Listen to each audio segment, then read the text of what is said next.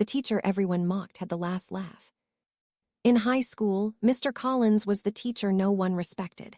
He was soft-spoken, wore outdated clothes, and drove a beat-up car that coughed louder than it ran.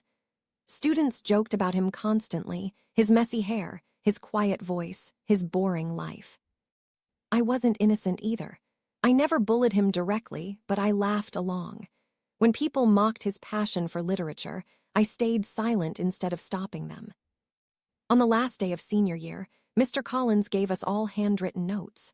Mine said, "You have a voice worth using. Don't let fear make you small." I smiled politely and stuffed it in my bag, never thinking about it again. Fast forward 10 years. My class planned a reunion. Everyone showed up showing off their success, suits, cars, designer dresses. Someone joked, "Do you think Mr. Collins is still alive? Probably still grading papers for pennies." Laughter again. That's when the event organizer walked in with a guest of honor. It was him, Mr. Collins. Older, grayer, but with that same calm presence.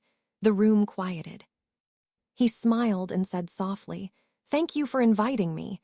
It's funny seeing how many of you turned out exactly like your essays predicted." We chuckled nervously, unsure if that was a compliment. Then the host handed him a plaque. Alumni Achievement Award Donor of the Year. Turns out Mr. Collins wasn't just a teacher anymore. After his wife passed, he'd taken her small inheritance and started self-publishing children's books about kindness, empathy, and forgiveness. They went viral. He'd sold millions of copies worldwide.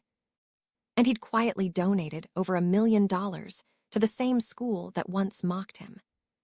The same students who rolled their eyes at his lessons were now applauding him, teary-eyed. Even the cool kids were speechless.